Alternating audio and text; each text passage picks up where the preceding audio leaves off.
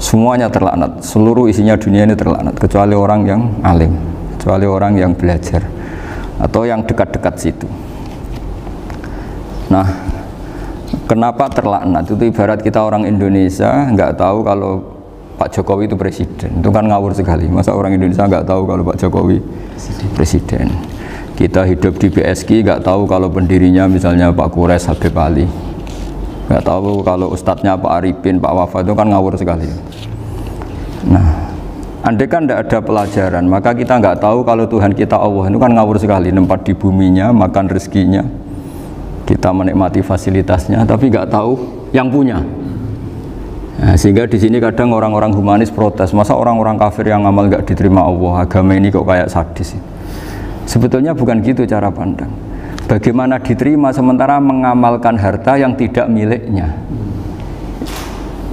Itu kan ibarat saya punya uang 1 miliar, terus disedekahkan Pak Wafa ke Pak Arifin, terus dia bilang ini dari saya, tolong diterima. Terus Pak Arifin bilang makasih, dunyane mbahmu, tak kan gitu kira-kira. Ya jadi itu logika kenapa ngamalnya orang kafir gak diterima, karena nggak ngaku yang punya. Ya. Jadi ibarat saya nempat di sini nginep terus terima kasihnya sama Muntaha, nggak sama Habib Ali. Memangnya dia yang bikin itu. Jadi orang nggak kenal Tuhannya itu buruk sekali, mal'un. Nah, bisa kenal Tuhannya dimulai dari mana? Illa aliman au muta'aliman, yaitu harus proses belajar mengajar. Mau tidak mau. Makanya setiap ilmu, makanya saya tadi rembukan sama Pak Arifin, semuanya harus atas nama ilmu. Ibadah itu nomor 2, akhlak nomor 2, semuanya nomor 1 itu ilmu. Sekali ilmu ini hilang maka semuanya hilang. Makanya di Quran dimulai Iqra bismi rabbikal ladzi khalaq. Termasuk sifat Allah Ta'ala yang awal-awal dikenalkan apa? Iqra wa rabbukal. Ketika Allah mensifati dirinya akram, alladzi 'allama. Orang terbaik, paling akram, paling karim, paling dermawan adalah zat sing 'allama, mengajarkan. Makanya kata Nabi, tidak ada sedekah sebaik kalimah yang ditemukan orang muslim, dan kalimah itu kalimah bijak kemudian diajarkan ke muslim yang lain, itu disebut afdhalus shadaqah. Karena ini mengawal Islam. Jadi saya alhamdulillah semenjak kenal jenengan semua, entah berapa kitab saya selalu bawa ke sini supaya hubungan kita ini bil ilmi. Nah, karena hari Syajaratul Ma'arif beberapa kali sudah saya baca, ini tak ijazahi kitab Bajuri ya, sarahnya Fathul Qorib. Ini dikarang oleh Rektor Al-Azhar di eranya, termasuk Syekhul Azhar, Imam Bajuri, Imam Bajuri. Di sini saya ingin terangkan Kitabudz Dzabaih, tentang, ya didengerin saja kalau nggak bawa kitab ini, yang takrib sama syarah, supaya sampean tahu kenapa harus ada syarah. Ya, saya ulang lagi, kenapa harus ada apa? Syarah. Syarah itu penjelas. Karena kelemahannya matan apapun sempurnanya, saya ulang lagi, kelemahannya matan apapun sempurnanya itu pasti ya nggak sempurna, namanya manusia. Dan tidak sempurna ini menjadikan kadang salah paham, sehingga mau tidak mau harus ada apa? Syarah. Jadi misalnya begini ya, di matan misalnya diterangkan zaman matan, penyembelian itu harus pakai bismillah. Kalimat harus ini harus dengan arti taruhan sah tidak sah, apa harus sebagai etika, apa harus sebagai supaya kebiasaan baik ini bertahan. Saya ulang lagi ya, misalnya Pak Arifin dawuh teng jenengan cung nak nyembelih pitik kudu maca bismillah. Kalau kamu memotong hewan harus baca bismillah. Kata harus itu apa artinya? Syarat sah, sehingga kalau tidak baca tidak sah. Apa keharusan dalam makna etikanya harus baca bismillah. Jadi urusannya hanya apa? Etika atau afdoliyah. Atau kita tidak ingin kultur baca bismillah itu hilang, sehingga barang tidak wajib pun kita wajibkan supaya kultur baca bismillah itu tidak hilang. Nah, Imam Syafi'i itu milih yang tidak wajib, itu hanya urusan etika. Sehingga dzabihatul muslim meskipun nggak baca bismillah, baik secara sengaja maupun lupa, tetap halal ya, tetap sah, tetap halal. Tapi beberapa ulama mengatakan baca bismillah itu wajib dan menjadi syarat sah. Ya kira-kira karena pamit tadi, yang beri nyawa itu Allah, kok apa yang menghilangkan nggak pamit, sudah menghilangkan nyawanya ayam dimakan lagi. Wah, itu selingkuhannya kan mesti marah itu. Selingkuhannya, pacarnya, anaknya, cucunya itu kan marah itu. Tapi kalau pamit yang punya kan Enggak. coba kalau ayam cantik yang pas kamu sembelih itu lanangannya kan mangkel itu. Kalau kebetulan sudah tua kan karep-karepmu kan gitu. Jadi apa? Itu yang tahu Sarah. Saya ulang lagi, yang tahu Sarah. Karena ini sudah jelimet, sudah jelimet. Sehingga nggak ada kitab matan yang Indo kecuali di Sarah ini. Dulu ada kitab namanya Takrib, karangannya Abi Suja. Terus disarai kecil sekali oleh Fathul Qorib, ya, oleh Ibnul Qasim Al-Huzi itu. Terus disarai lagi oleh Bajuri. Jadinya Bajuri itu sudah sarhun ala sarhin warifin, ya, sudah sarhun ala sarhin, bukan sarhun ala matnin tapi sarhun ala sarhin. Nah, kenapa? Memang kita butuh itu. Saya ulang lagi, kita butuh itu. Nah, kenapa butuh? Ya karena mau tidak mau.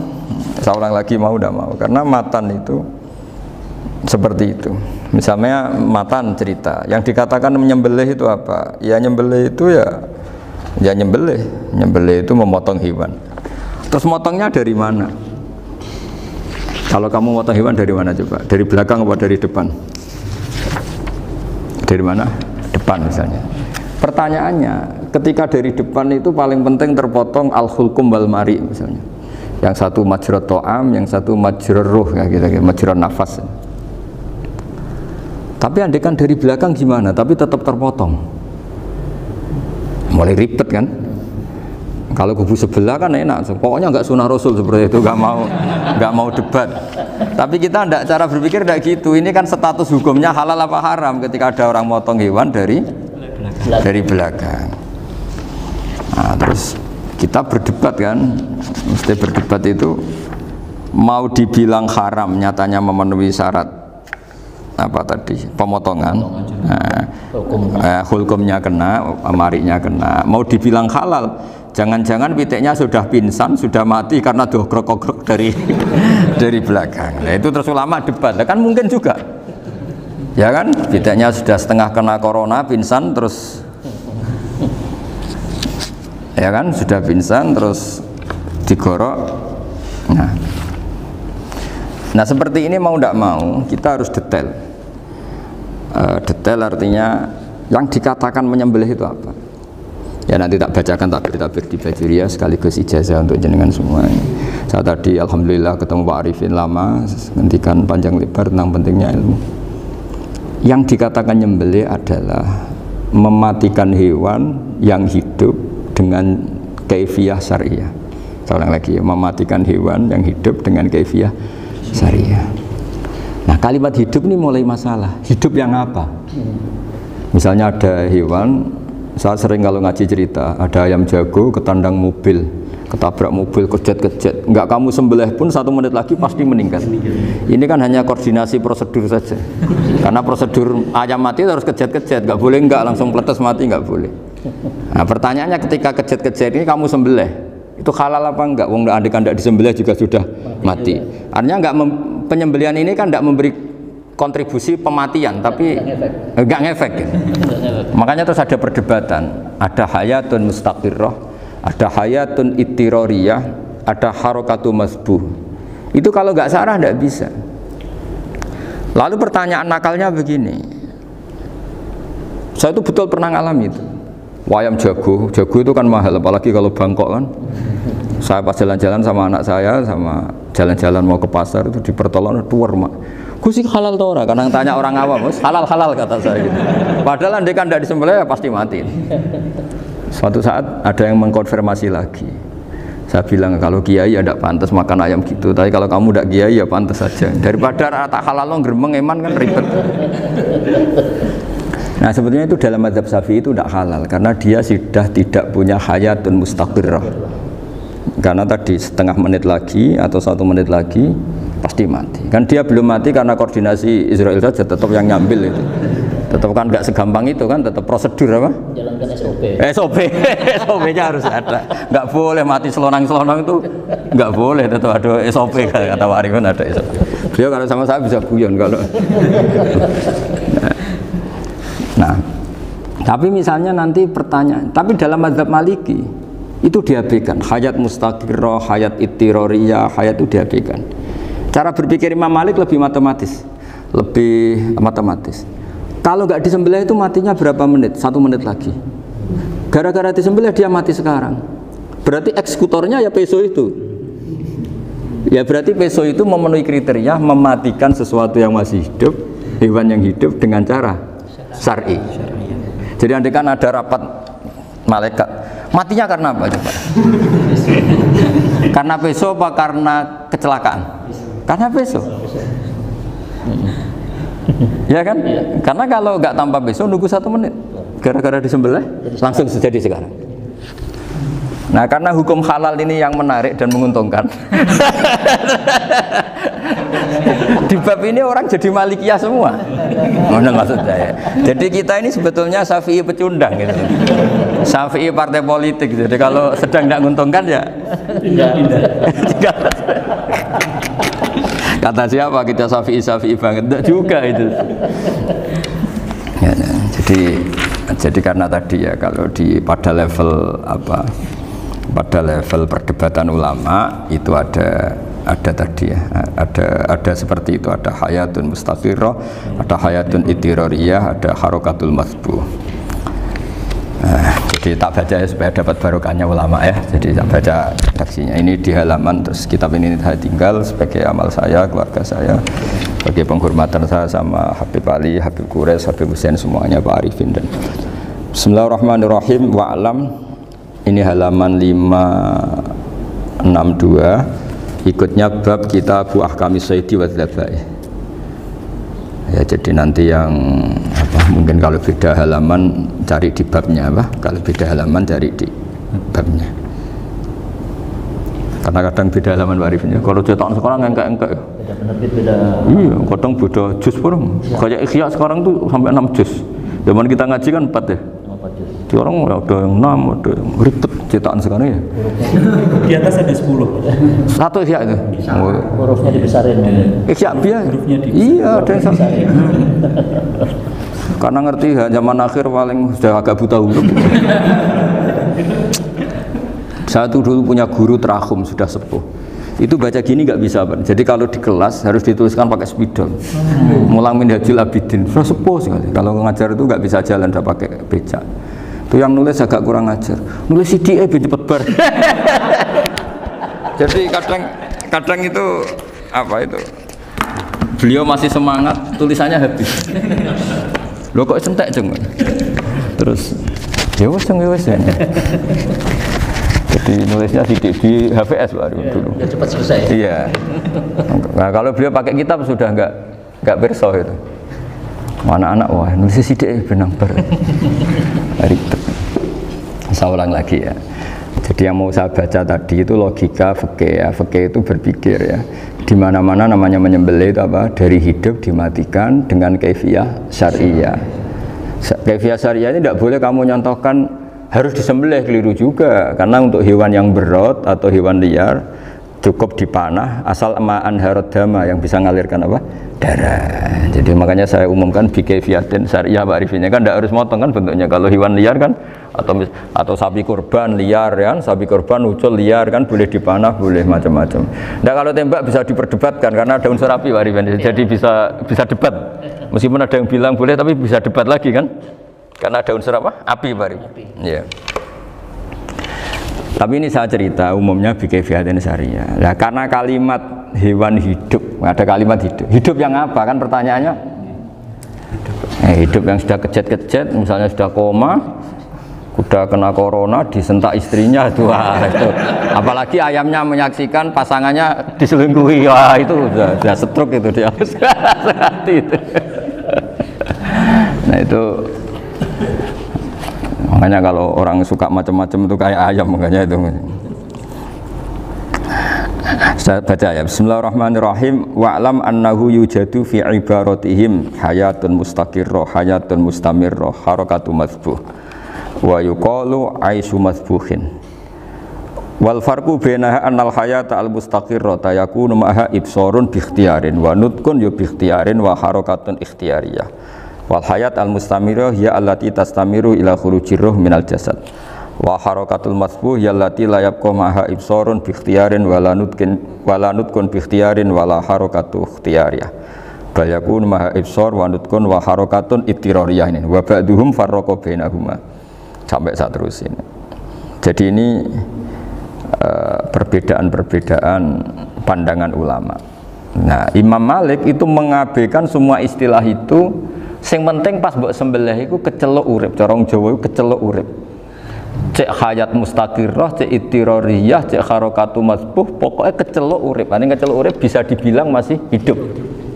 Karena kalau bisa dibilang masih hidup, kamu sembelih, tetap nanti rapat malaikat kira-kira gitu. Ini matinya karena apa?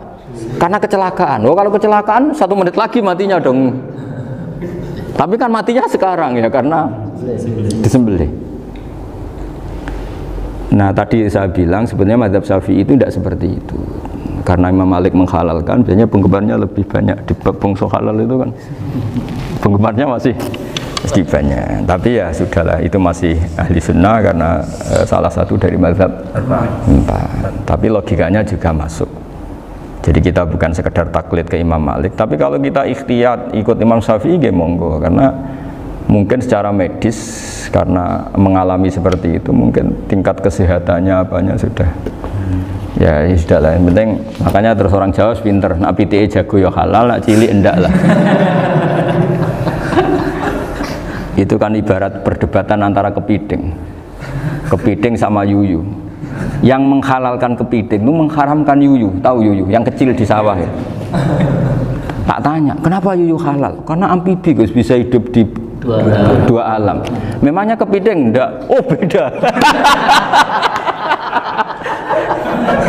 Ternyata beda maksudnya. Eman Gus kalau haram. Eman kan kalau yuyu haram kan nggak ngefek kan, kecil. Ini mufti kok. Oh udah kadang halal, udah kadang makan selama ini. Iya selama ini udah kadang makan itu.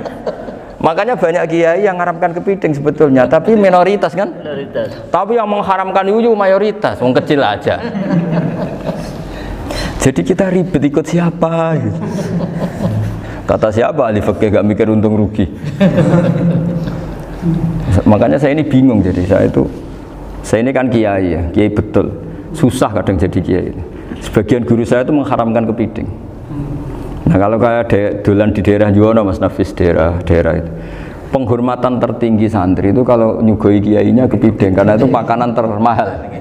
Bingung kan dia? Mau tidak makan itu kayaknya dipersiapkan betul Pak Ribun. Udah ada effort ya. Warna nyari yang mahal kan. Mau makan itu sebagian guru kita mengharamkan. Akhirnya ya ada darurat tadi, makan sekadarnya. Kalau saya habis 3 pasti israf. Kalau habis 1 prosedur hormat yang nyugui. Itu susahnya jadi kiai. Kalau kamu kan tidak kiai, mumpung gratis. Enaknya gak jadi kiai kan itu Mas. Pertimbangannya mumpung gratis. Sudah gitu masih mun dibutuh mawon, makai dibutuh mawon. Oh digawa tenan. Tapi sebetulnya ada sisi naif dari yang bilang halal tadi. Ketika yang bilang hal naif itu versinya, tapi ya nggak apa-apa, semoga dimaafkan Allah. Naifnya tadi, tapi saya tidak tapi itu masalah khilafiyah ya. Semoga yang mengatakan halal juga benar, karena punya perhitungan iman tadi. Tapi yang bilang halal itu tak tanya, yuyu itu halal apa haram? Lucunya jawab haram semua. Yuyu bahasa Indonesia nggak ada kayaknya. Nggak tahu juga saya apa. Yang penting paham tapi yuyu yang kecil itu. Itu kalau diharamkan nggak ada yang protes ya? Nggak ada. Tapi kalau kepiting, ini pakai model apa? Coba Pak Wafa, kalau alasannya amfibi, yuyu sama kepiting sama enggak? Kalau alasannya amfibi, hidup di 2 alam. Sama-sama. Kenapa kepiting jadi halal? Besar. Lebih bernilai. Ini juga mufti model baru. Mungkin muftinya menghalalkan gitu. Iya makanya itu. Kan jadi kayak tadi ayam jago tadi orangnya tak tanya akhirnya. Andekan yang kecelakaan tuh ayam kecil. Kamu tanya saya enggak? Ya enggak, terus langsung tak buang. Kan langsung dibuang. Berhubung ayam besar. Eman kan. Tapi nurani aja sebetulnya protes. Nyembelih wis klekek-klekek. Kadang kan wis apa kejet-kejet itu sudah tunggu SOP cara Pak. Ya tapi apapun itu ini ilmu harus didengar ya supaya sampean tahu ya, ada hayat mustaqirroh, ada hayat mustamirroh, ada hayat ittiroriyah, paling enggak kita ngerti lah. Karena nanti di bab B, ya nyun sewu di bab apa B, itu ya nanti nggak sahnya karena apa? Tidak mutamawal. Misalnya saya punya utang sama Pak Arifin ayam jago, tak bayar dengan jago yang mengalami kehidupan sudah seperti itu, kan tidak sah. Meskipun itu hidup tapi sudah tidak hayat yang mustamirah, tidak normal. Jadi ilmu itu apapun tidak cocok kita karena beda mazhab misalnya, tetap sebagai apa? Ilmu.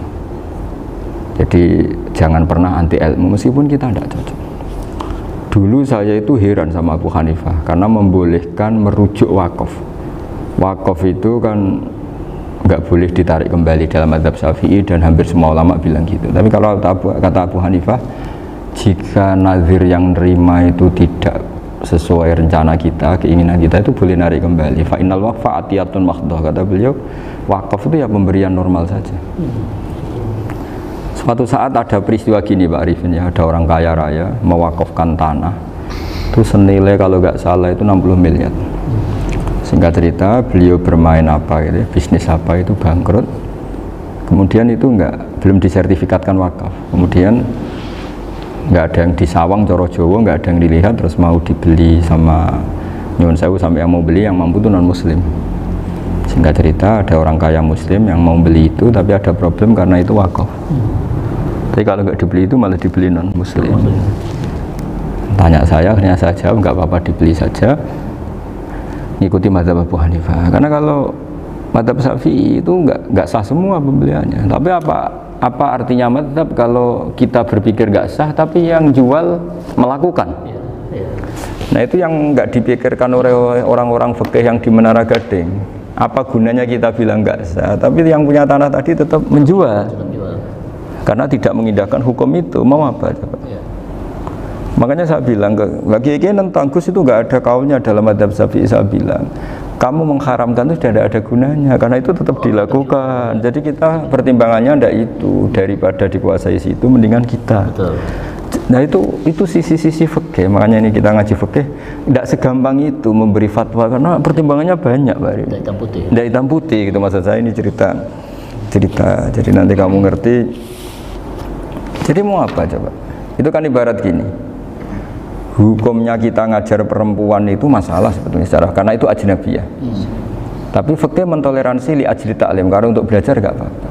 Kalau sudah jadi fakta itu ribet. Dia maunya belajar sama kamu, dan sekali kamu tidak mau belajar ke yang lain yang potensi menyesatkan. Jadi fikihnya bukan masalah nazar lagi, sudah penyelamatan. Ribet kan kalau sudah begitu. Saya punya kenangan yang menurut saya itu harus jadi trauma. Siapapun harus jadi trauma. Ini cerita sedikit. Ini masih ngaji fikih, pertimbangan. Ada orang itu sangat khusyuk, Pak Arifin. Sangat khusyuknya di rumahnya Pak Wafa itu nggak ada TV, nggak ada motor, nggak ada apa saja. Ketika anaknya berkembang agak dewasa, itu pertama naik motor, itu ya utang jasa sama kawan-kawannya. Pertama dia ngelihat nikmati TV ya dari kawan-kawannya. Corong Jawa, mbek tanggane lah. Padahal orang tuanya ini protektif justru karena banyak tangganya sing tidak pati Islami lah. Ya mereka orang Islam tapi ya nggak sholat, nggak apa. Singkat cerita orang tuanya ini datang ke rumah sana nangis Pak. Nangis Gus, sekarang saya ikrar bahwa mazhab Abah jenengan Kiai Nur Salim, bapak saya itu, mazhab jenengan itu lebih hebat timbang mazhab kula. Nangis deh. Dulu saya itu agak menyalahkan Kiai Nur Salim jenengan karena longgar di rumah ada TV, ada motor. Terus dia cerita. Nah karena anaknya ini pertama bisa naik motor, untuk anak ABG ini kan jasa yang luar biasa. Karena dia butuh sekali bisa naik motor, dipinjemin. Akhirnya walhasil anaknya ini nyuwun sewu merantau ke Jakarta kemana? Akhirnya lam yusolli wa lam yasum. Padahal anaknya ya kiai kampung. Terus tak ceritain. Terus akhirnya dia tanya, kenapa sih Gus jenengan sama Abah kok longgar gitu sama anak? Tak ceritani gini Pak Arifin, menurut ilmu al-insan abdul ihsan, manusia itu budaknya kebaikan. Karena utang jasanya sama anak ini, ya dia akan ainut anak ini. Sementara kenangannya baik jenengan bu amui, tidak boleh. Dia baru ngakui ya Gus saya itu nyun sewu hanya khusyuk tapi kurang ilmu. Tadi dia hanya berdasar khusyuk. Bocah kok main delok TV kan pikirannya hanya gitu. Ini cerita ilmu, saya bukan menjustifikasi manapun, ini kan cerita ilmu Pak Arifin ya. Jadi semuanya itu ada hitung-hitungannya. Coba kalau kita terlalu stakung be anak pertama naik motor jasanya orang nggak sholat ya, pertama roh TV jasanya orang nggak sholat. Coba terikatnya anak ini sama kita apa sama orang itu?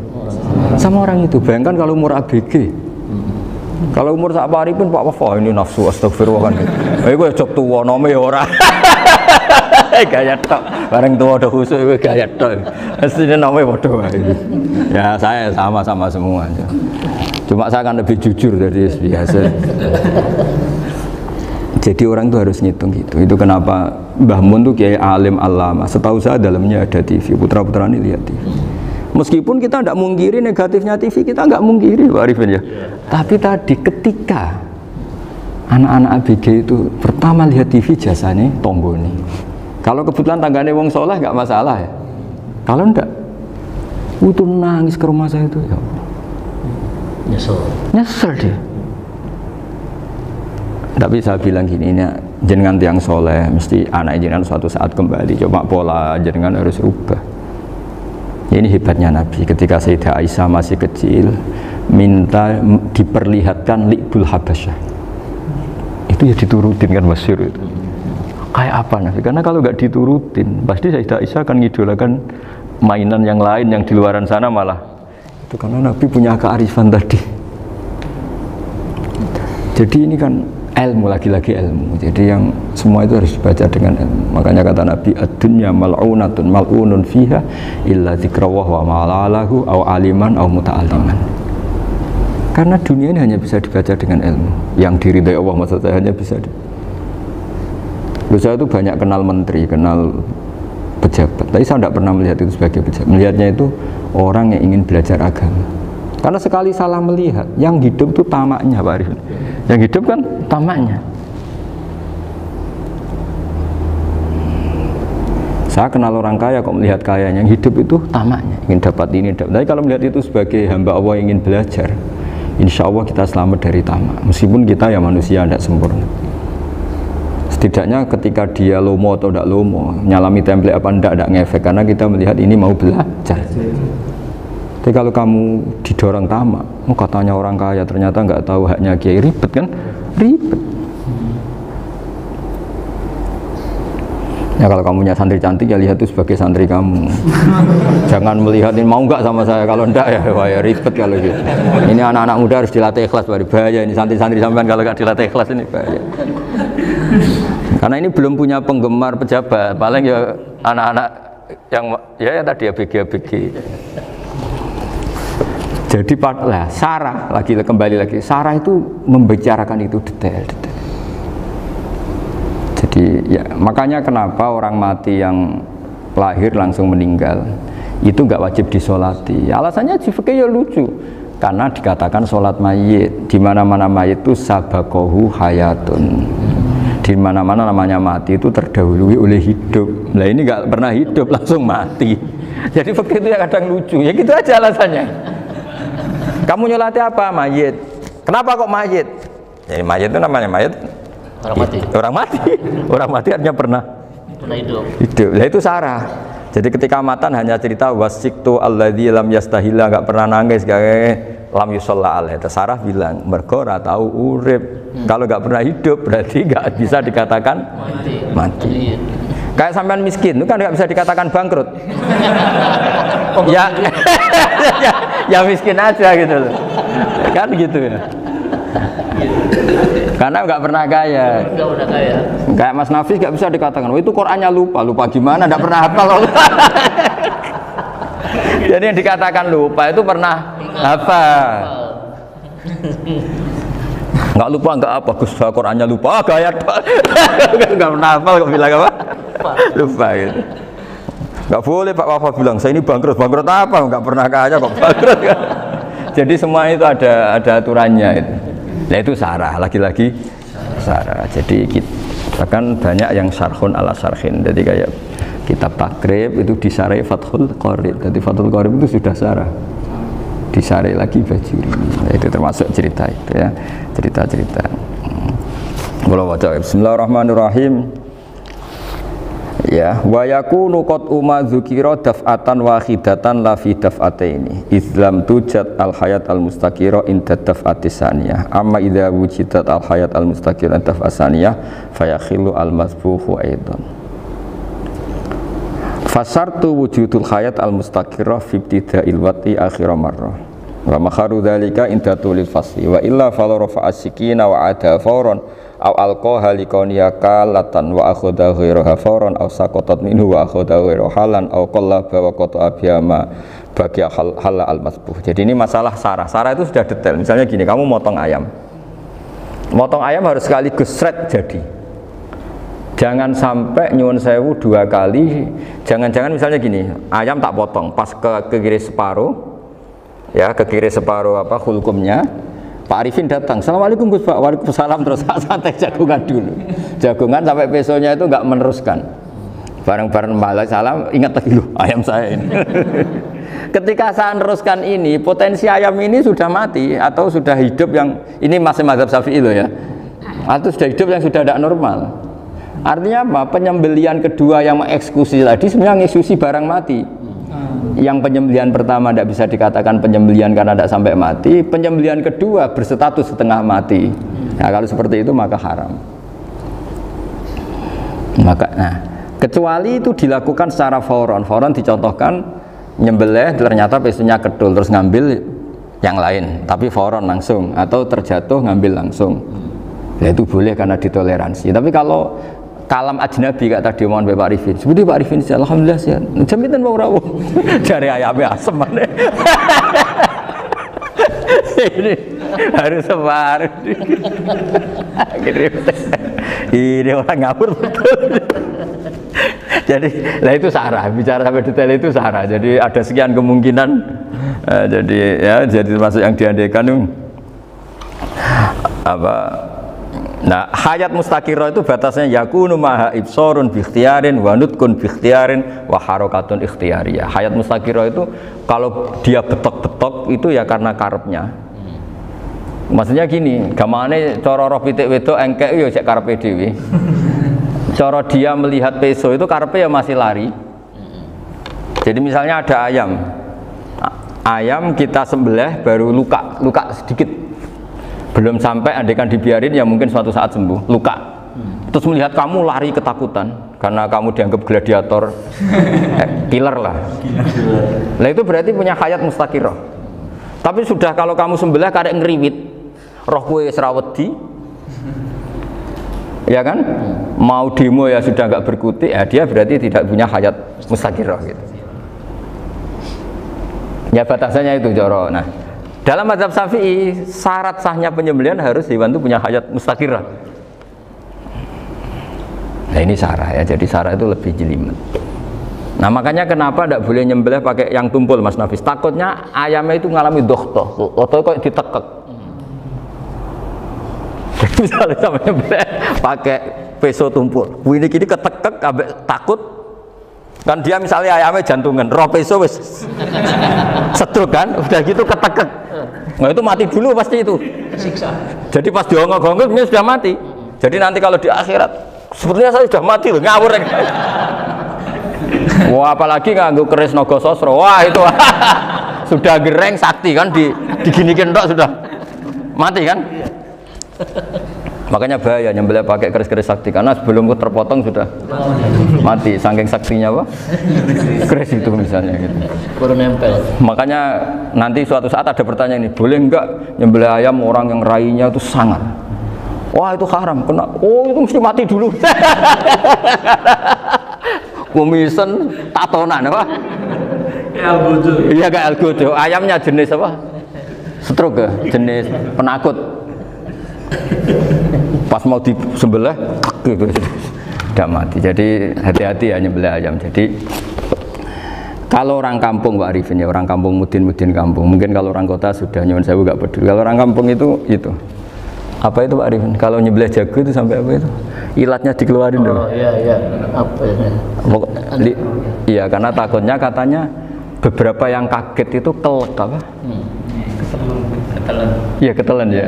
Itu ya ada kearifan gitu, tapi ya terlalu ya menyiksa ayam. Tapi memang potensi katanya Pak Arif. Katanya yang ahli-ahli itu ya. Jadi kalau dia jago ya mau disembelih, saking takutnya itu. Kalau orang Jawa kalau takut kan yang ngelek idu ya. Itu orang Jawa loh ya. Itu kalau orang takut kan kadang apa kayak. Nah ayam itu nak ketakut. Kadang ininya terus apa? Lidahnya masuk. Akhirnya pas disembelih ini nggak kena. Nah, makanya terus banyak mudin yang punya ikhtiar tadi. Pernah lihat Pak yang ayam jago itu? Ilatnya ditarik, ya, itu ya tidak wajib, cuma tidak bisa kita salahkan. Tapi kata penyembelih-penyembelih yang lain tak tanya eksekutor yang lain, pokoknya rodok dipenek Gus. Iku seraiso. Saya belum pernah nyembelih ayam karena ini kan selain nggak profesi saya juga nggak mentolonan saya. Tapi ini beberapa kefiah ya, yang penting kita tahu ilmunya. Yang paling pokok itu qatul khulqum wal mari. Ya kira-kira dalan sing digo nafas sama digo makanan tadi. Ya tapi itu tadi caranya semua itu harus apa tadi mengalami atau masih punya hayatun mustaqirah. Nah, takutnya dalam konteks nyembelih yang apa tadi? Saya bilang separuh tadi. Itu jamnya normal enggak, itu sudah jam 11 ini? Jam 10. cepetan juga. Oh, jam mati almarhum itu. Itu enggak halal disembelih itu sudah maitah ya. 10, 13, 10, 14 kan. Iya ya. Ya makanya saya bingung lihat jam. Ya jadi itu Pak Wafa ya, pentingnya sarah itu seperti itu. Matan itu kan asal nyembelih saja, tapi di sarah diterangkan jangan hanya nyembelih, yang disembelih harus ada hayatun mustaqirah, karena dikatakan penyembelihan adalah menghilangkan nyawa dengan cara yang syar'i. Nah, kalau nyawanya saja sudah hilang bukan nyembelih gitu. Nah potensi itu ada ketika jago kamu sembelih pakai yang tumpul, ini ada doktoh.